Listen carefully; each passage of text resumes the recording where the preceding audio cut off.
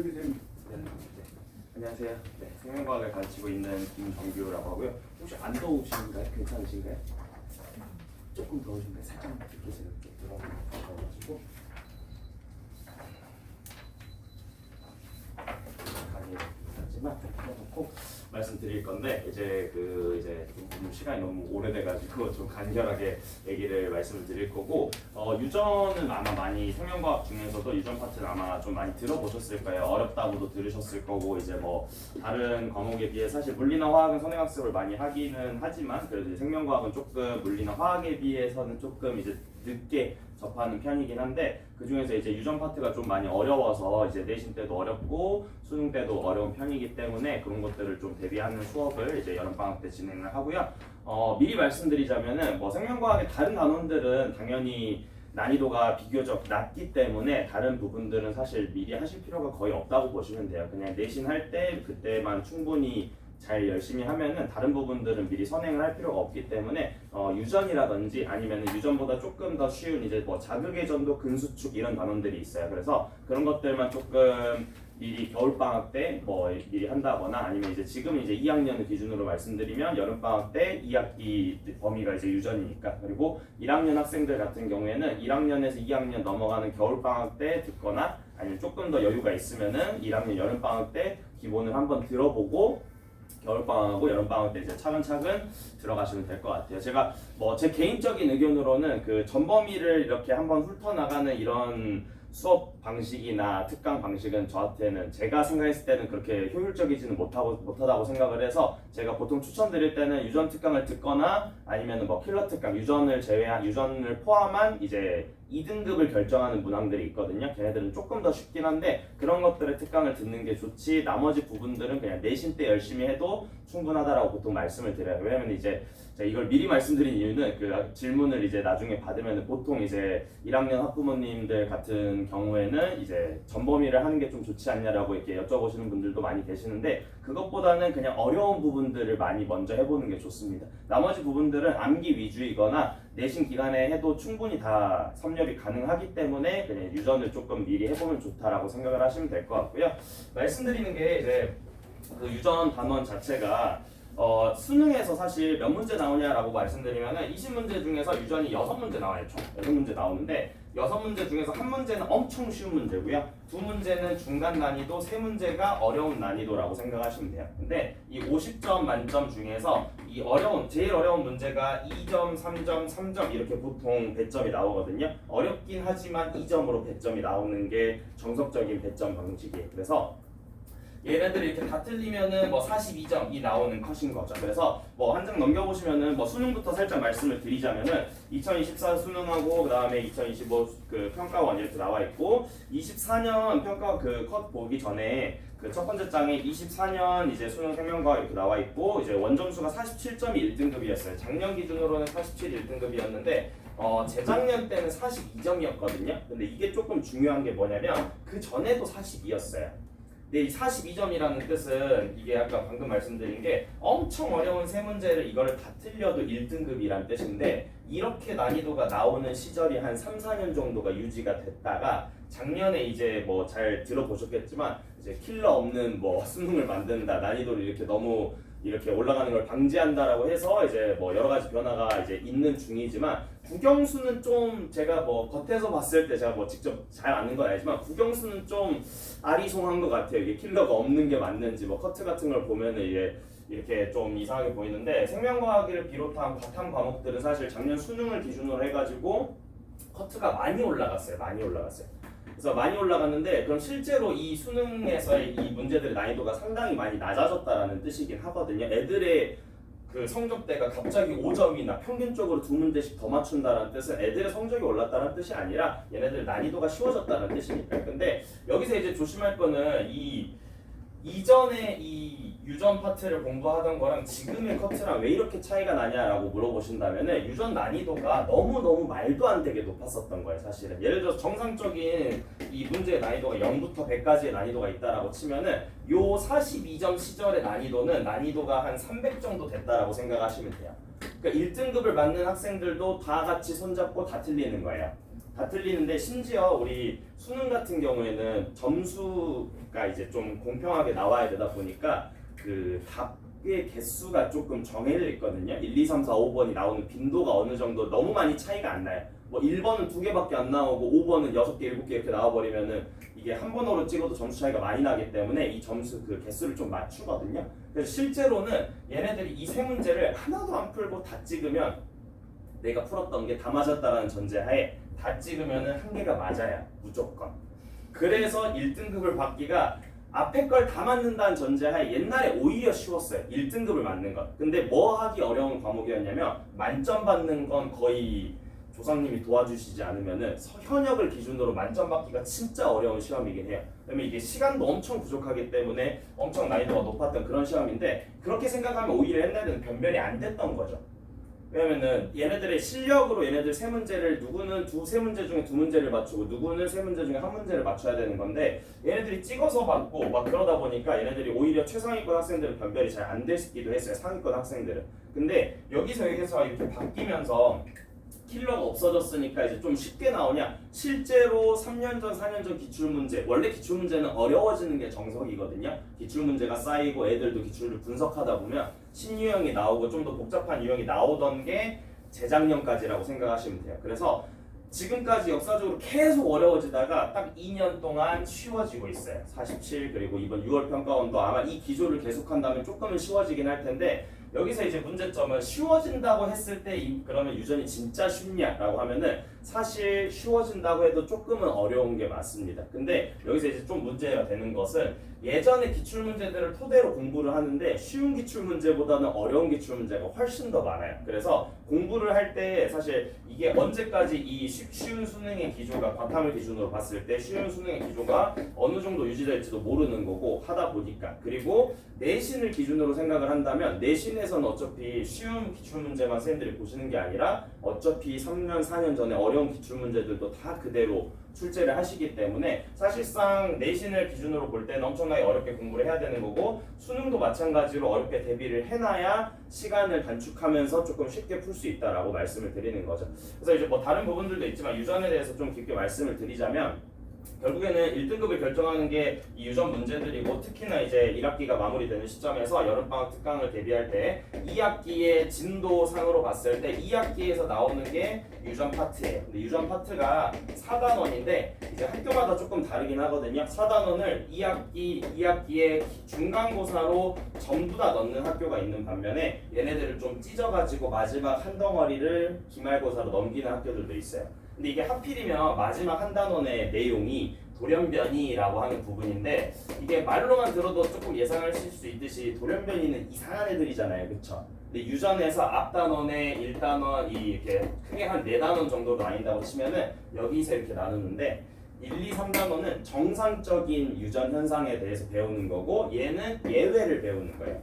이해를 하려면 얘네들이 제대로 안 돼 있으면 이해를 못 해요. 왜냐면 내가 제대로 일어나는 현상도 제대로 이해를 못했으면은 예외적인 건 내가 뭐 이해를 못하는 게 너무 당연하거든요. 근데 얘를 이제 기말 때 넣는 학교들이 몇 학교가 있습니다.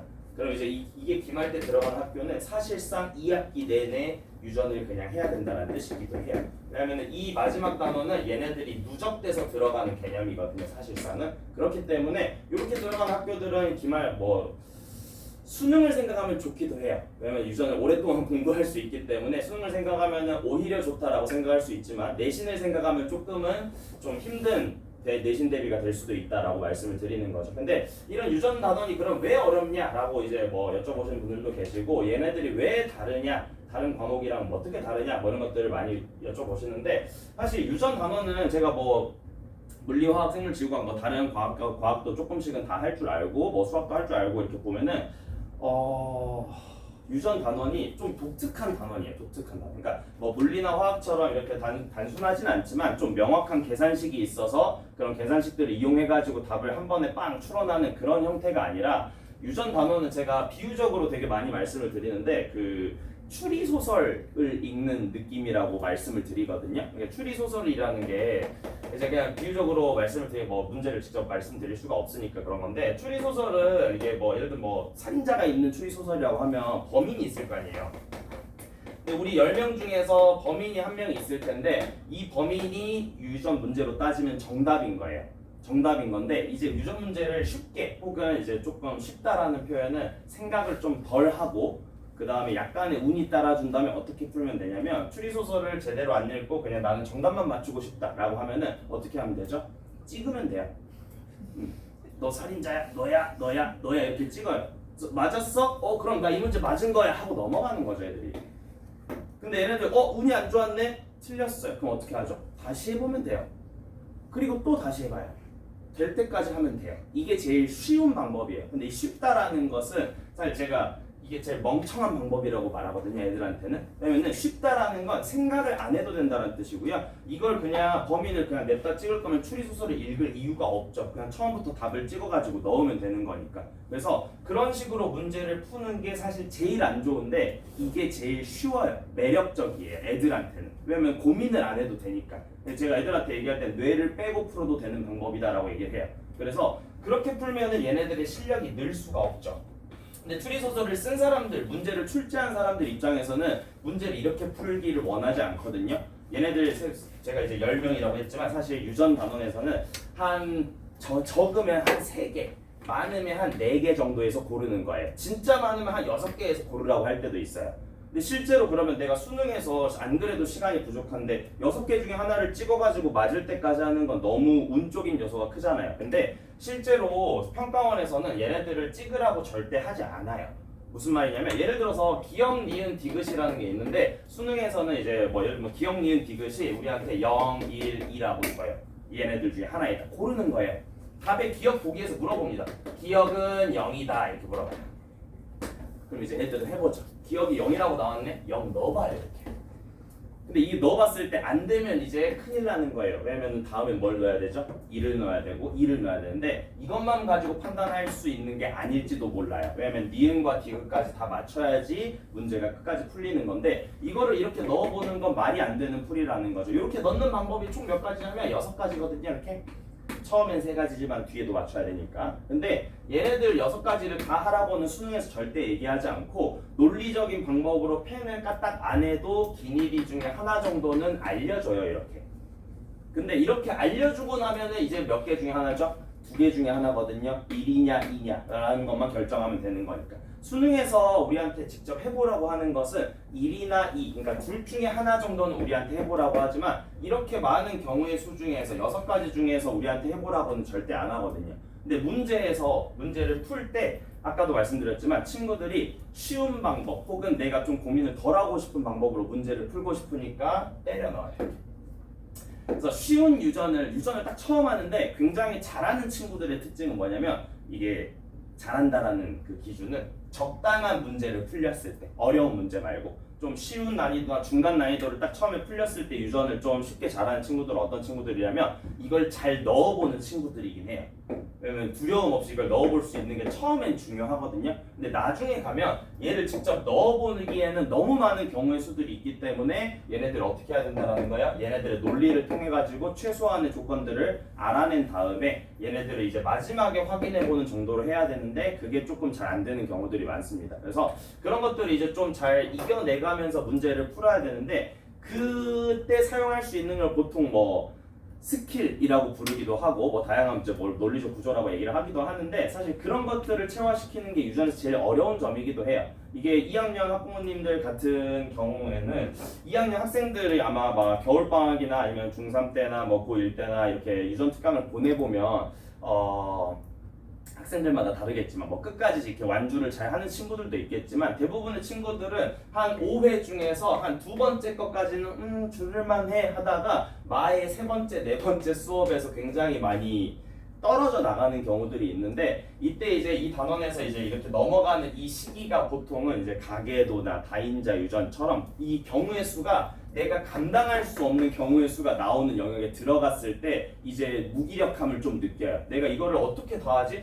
앞에서는 1개나 2개만 해보면 되는 거였었는데 이제는 나한테 8개, 10개를 해보라고 하네 라고 하면 이제 나가 떨어지게 되는 거예요. 근데 이게 그렇게 가르치면 혹은 그렇게 문제를 풀면 안 되지만 이제 저희가 뭐 강사들은 많이 풀어봤으니까 대충 이 문제를 보면 이 냄새가 나거든요. 대충은 얘네들 이렇게 되면 되겠는데 라고 해가지고 문제를 풀어주는 경우도 있을 수 있겠지만 이런 것들을 최대한 배제하고 우리가 문제에서 어떤 논리 구조를 찾아가지고 어떤 힌트를 가지고 이 범인들을 찾아 나갈 것인가 라는 것을 연습하는 게 제일 중요해요. 근데 이게 아까도 말씀드렸지만 어려운 방법이죠. 왜냐면 방법이 한두 가지 있는 게 아니라 하나의 단원의 문제를 푸는데도 막 대여섯 가지, 근데 그게 중단원만 해도 네다섯 가지 중단원이 되다 보니까 얘네들이 막 20가지, 30가지 정도의 얘네들의 케이스들을 보거나 아니면은 내가 그걸 연습하거나 하는 시간들이 필요한 건데 그거를 처음에 훈련하지 않으면 그 나중에 이 아주 나쁜 버릇 있죠. 찍어가지고 문제를 푸는 이 나쁜 버릇을 가지고 3학년 때 가면 솔직히 말해서 그때 고치기가 굉장히 어려워요. 왜냐면 애들이 1년 동안 내신 풀면서 그거를 다 찍어가지고 문제를 풀던 게 너무 당연하다고 느끼기 때문에. 그래서 제가 이제 아이들을 가르칠 때는 최대한 이 찍어서 문제 푸는 것에 대한 것들을 배제하고 우리가 평가원에서 쓰는 이런 개념들은 사실 몇 가지가 정해져 있기 때문에 그런 것들을 최대한 응용하고 사용할 수 있는 것들을 위주로 가르치고 자료 해석 위주로 가르친다라고 생각하시면 될 것 같아요. 애들이 이제 보통 가계도 문제를 보시면 뒤에 조금만 넘어가 보시면 가계도 문제를 제가 좀 넣어놨어요. 그래서 뭐 내신도 있다 보니까 이제 뭐 여기 뒤에 있는 내용들은 뭐 그렇게 중요한 내용들은 아닌데 내신 이 기출 문제들이 보통은 이제 이렇게 기출 문제나 고3 기출 문제들이나 아니면 EBS 문제들을 그냥 그대로 갖다가 내요. 그대로. 근데 왜 그대로 갖다가 내냐? 아까 말씀드렸다시피 이게 추리 소설처럼 엄청 복잡해요. 내가 단서를 하나 여기서 이렇게 조그마한 단서 하나 찾으면 그 단서가 그 다음 열쇠, 다음 보물상자를 푸는 열쇠 같은 역할을 하는 건데 여기서 제가 중간에 이거 기출문제 그대로 내면 좀 그러니까 중간에 하나를 바꿔볼까? 라고 하는 순간 이 전체의 흐름이 깨져버려서 문제가 모순이 생기거나 답이 없어지거나 답이 여러 개가 돼버리거나 이런 경우들이 생길 수가 있어요.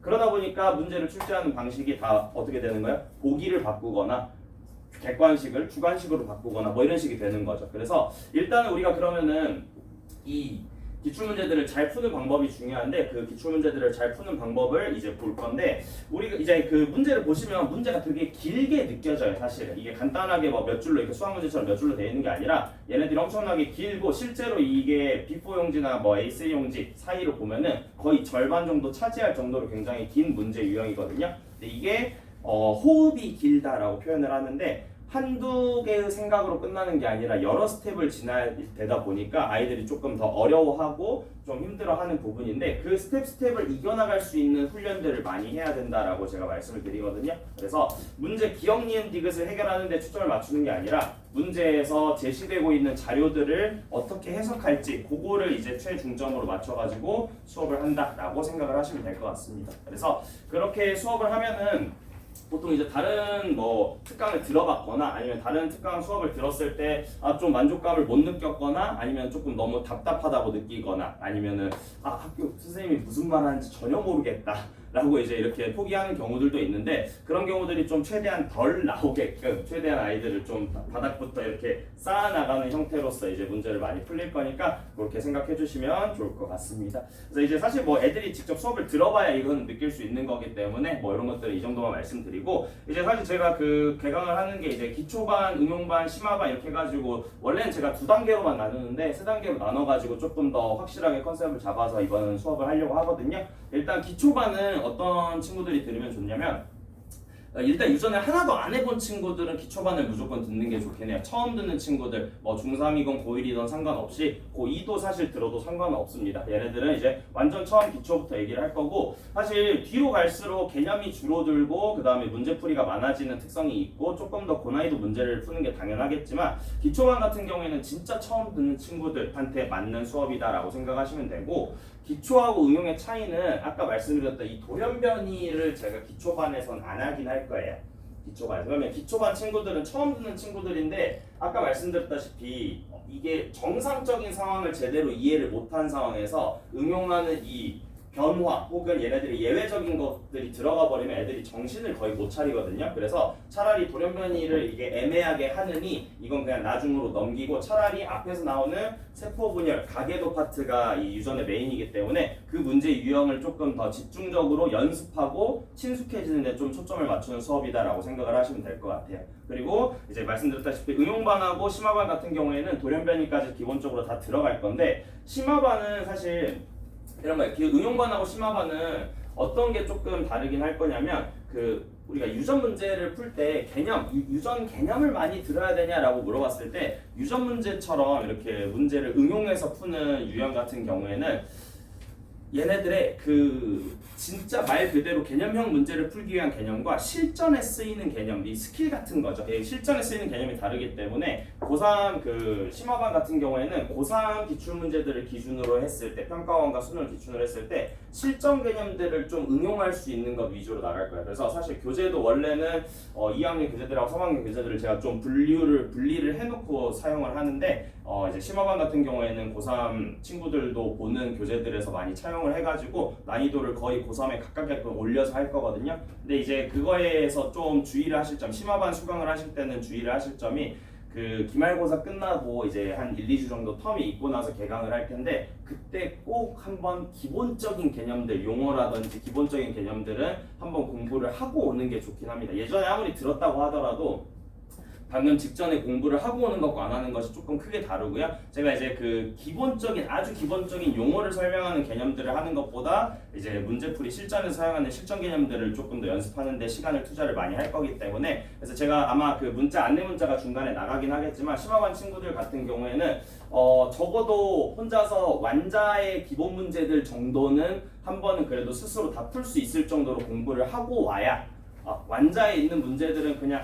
이거 너무 쉬운데 라는 것 정도로 이렇게 다 풀고 와야지 일단은 들어와서 앉아 있을 수 있는 상태다 라고 생각을 하시면 될 것 같고 응용반 같은 경우에는 이제 중간 정도 난이도로 이제 고3 기출 문제도 다루긴 할 거지만 이 기초적인 개념들도 같이 들어가긴 할 거니까 그렇게 좀 차이점이 있다라고 생각하시고 나오시면 될 것 같습니다. 그래서 일단 수업은 이렇게까지 말씀을 드리고 조금 주의하실 게 수요일하고 저희가 5회차로 진행을 하는데 수요일하고 목요일이 이제 회차가 좀 부족해가지고 방학하기 전인 주간에 수요일하고 목요일날 아마 6시에 수업을 한번 하고 나서 그 이후 주에 이제 수요일 같은 경우에는 7월 24일, 목요일 같은 경우에는 7월 25일 날 이제 방학을 하고 나면은 2시 수업으로 변형 바꿔가지고 수업에 들어갈 예정이니까 그것만 조금 주의해서 착오 없으시길 바라겠습니다. 혹시 그래서 수요일이나 목요일 날 만약에 불가능하시면은 같은 수준의 다른 반 토요일 일요일 수업도 하나씩 있으니까 그때 대체해서 수업을 들어오셔도 되니까 그렇게 좀 참고하시고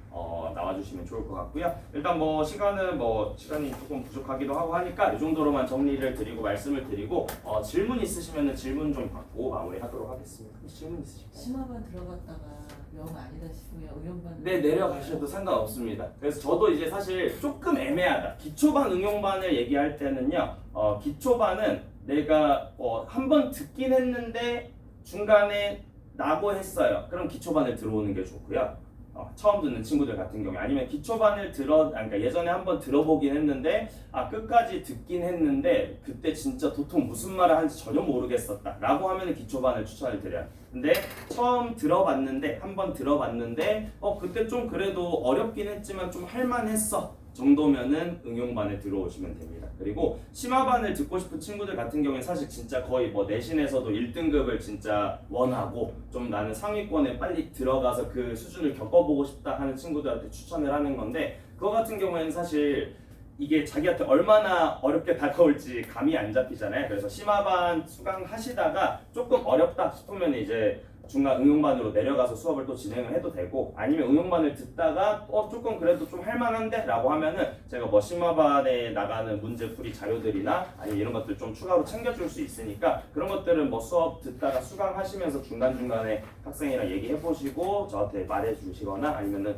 데스크나 조교한테 말씀을 해주시면은 충분히 해결이 가능하니까 그렇게 보시면 되고요. 자, 조교 그것만 하나 좀 말씀드리면 아마 이 수업 시간이 있는 전체 시간들 있잖아요. 토요일 오전부터 오후까지, 그리고 일요일 오전부터 오후까지, 그리고 수요일하고 목요일 날 이제 2시부터 5시. 근데 아직 시간이 정확하게는 미정이지만 아마 주중에 한 이틀에서 3일 정도, 월요일까지 포함해가지고 월, 수, 목 정도, 화요일, 금요일을 제외하고는 아마 클리닉이 거의 대부분 있을 거예요. 그래서 클리닉 시간에 아마 질문을 하러 오거나 아니면 좀 부족한 부분이 있으면 보충도 들어가긴 할 건데, 제가 좀 추천드리는 것은 그 유전 특강을 들으시고 요거를 이제 처음 하던 많이 하던 간에 아이들 스케줄을 짜실 때 아이들이 너무 숨이 막히잖아요. 그럼 이 유전을 제대로 할 수가 없긴 해요. 그러니까 이제 유전을 제대로 할 건데, 이 유전이 제가 개인적으로 생각하기에 이 고등학교 때 배우는 모든 과목 말고 단원 중에서 수학을 다 포함하더라도 저는 개인적으로 제일 어려운 단원이라고 생각해요. 과목을 막론하고, 이게 아이들마다 어려움을 느끼는 정도는 다르겠지만 이게 진짜 어려운 단원 중에 하나이기 때문에 이 과목을 제대로, 이 단원을 제대로 공부하려면 진짜 자기가 스스로 복습하고 공부하는 시간이 진짜 많이 필요하거든요. 근데 보통 수업 들을 때 수업 듣고 일주일 동안 아무것도 안 하다가 수업이 토요일 2시니까 10시에 일어나가지고 적당히 밥 먹다가 2시간 숙제하고 가야지 라고 하면은 그게 5번째 중에서 2번째 수업 받고 나가는 학생들의 루틴이에요. 그러니까 이게 2시간으로 하려고 하는 건 사실 제가 이제 학생들한테 이런 말을 하는데 너무 건방진 일이에요. 왜냐면 이과의 최상위권 학생들이 이렇게 1등급을 42점 맞는 거는 얘네들이 1등급 날고 긴다는 애들도 이걸 다 틀린다는 뜻이거든요. 근데 이거를 내가 처음 하는 학생이거나 내신을 준비하는 학생이 2시간 하고 문제가 잘 풀리겠지 라고 하는 것 자체가 기만이고 아주 오만한 생각일 수 있다라는 거죠. 그래서 저는 그렇게 하면은 어려운 게 당연하다. 어려운 단어는 어렵게 공부해야 되는 거고, 어려운 단어를 하려면 더 많은 시간을 투자해야 되는 거지 피하면 안 되는 거잖아요. 그래서 보통 제가 추천드리는 것은 아이들이 중간이던 아니면 시험 전이건 수업 전이던 간에 최소한 5시간에서 7시간 정도는 자습이나 숙제하는 시간을 포함해서 공부할 시간이 있어야지 완주할 수 있다, 혹은 의미 있게 얘네들을 내가 진짜 충만하게 가져갈 수 있다라고 생각을 하지, 일주일에 한 2-3시간 공부해가지고 이걸 할 수 있을까라고 하면 저는 이게 높은 확률로 많이 어려울 것이다 라고 생각을 합니다. 그래서 자습 시간이 충분히 7시간 진짜 제가 많이 과장해서 말씀드리긴 하지만 적어도 4-5시간은 진짜 정말 공부할 줄 알아야 돼요. 그러면 가계도 문제 같은 경우에 이제 보셨을지 모르겠지만 이런 아까 여기 들어있는 이런 문제들 있잖아요. 한 문제 푸는데 빨리 좀 이게 고2 학생들 기준으로 좀 잘하는데 라고 하는 친구들이 적어도 4분 5분은 걸릴 거예요. 그러니까 이 가계도 문제를 20문제를 내주잖아요. 20문제는 진짜 팔랑팔랑 이게 엄청 얇은 과제를 내줬나 싶을 정도의 양이에요. 10장이거든요. 한 장에 한 페이지에 2문제씩 넣으면은 5장밖에 안 돼요. 앞뒤로 하면은. 근데 이거를 푸는데 1시간 반에서 2시간이 걸릴 거예요. 잘하는 친구들이 다 푼다는 가정하에. 처음에 딱 가계도 문제를 딱 받아가지고 풀어요. 3문제 풀었는데 일반적인 보통의 학생들은 3문제 풀면은 30분에서 40분이 지나가 있어요. 그럼 울면서 덮습니다, 이들. 그래서 2시간, 3시간으로는 내가 지금 내가 30분, 40분 숙제를 했으면 그래도 진도가 좀 나가야 되는데 아직 한 페이지를 못 넘겼을 수 있거든요. 그럼 애들이 의욕이 팍 꺾이고 시간은 없고 숙제는 못하고 다음 진도 나가고 하면은 이게 못하는 거예요. 그래서 제가 말씀드리는 거는 시간적 여유가 진짜 충분히 있어야 된다라는 거고, 두 번째로 말씀드리는 거는 클리닉 시간이 처음에 다 나갈 거예요. 제가 뭐 카톡으로도 질문을 받고 이게 또 문제가 복잡하니까 해설도 다 태블릿으로 다 이렇게 풀어가지고 영상도 다 올리고 해서 처음에 어려운 친구들은 따라서 풀라고 하거든요. 얘네들 혼자서 못 푸니까. 근데 제일 추천하는 방법은 클리닉 시간이 있으면 그 시간을 정해놓고 와서 숙제를 와서 하라고 하긴 해요. 왜냐면은 시간만 맞는다면 그게 제일 좋은 게, 어려운 문제들을 푸는데 여기에서 내가 혼자서 빠져나갈 방법이 거의 없는 문제들이 많거든요. 그런 경우에는 그냥 앞에 있는 조교쌤들한테 물어보면서 도움 받으면서 뚫고 나가는 게 훨씬 더 효율적이고 좋기 때문에 그런 식으로도 좀 이용을 좀 많이 하시면은 조금 더 도움이 많이 되고 가져갈 수 있는 게 좀 많지 않을까라고 말씀을 드립니다. 그래서 일단 이 정도로 더 말씀드리고, 혹시 더 궁금하신 점 있으면 질문하시고, 없으시면 여기까지 마무리하겠습니다. 그래서 혹시 뭐 궁금하신 점 있으시면 뭐 데스크나 저도 남아 있을 테니까 질문하시면 될 것 같습니다. 고생하셨습니다.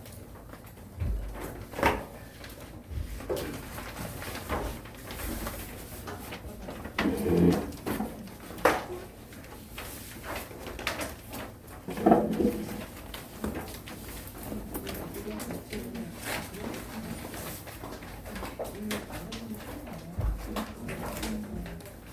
수고하셨어요. 수고하셨습니다.